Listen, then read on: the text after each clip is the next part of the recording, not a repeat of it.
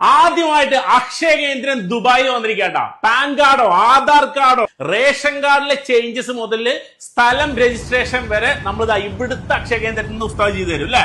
തീർച്ചയായിട്ടും നമുക്ക് നാട്ടിലേക്ക് പോകേണ്ട ആവശ്യമില്ല. ഉസ്താദ് എന്തൊക്കെ സർവീസാണ് കൊടുക്കുന്നത്? പ്രവാസികൾക്ക് ഏറ്റവും ആവശ്യമായതാണ് സ്ഥലം രജിസ്ട്രേഷൻ. അതിന് നാട്ടിലേക്ക് പോകണം.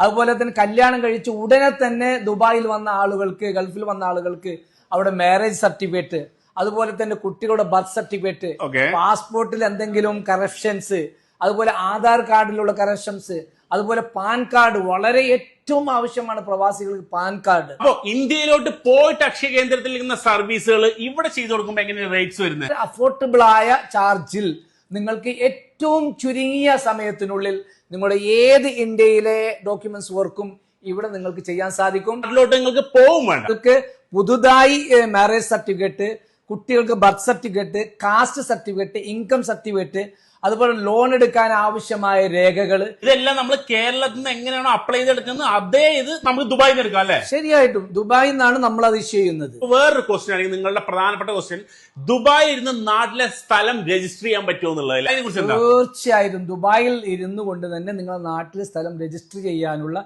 എല്ലാ സംവിധാനവും അക്ഷയ കേന്ദ്രത്തിൽ ലഭ്യമാണ്.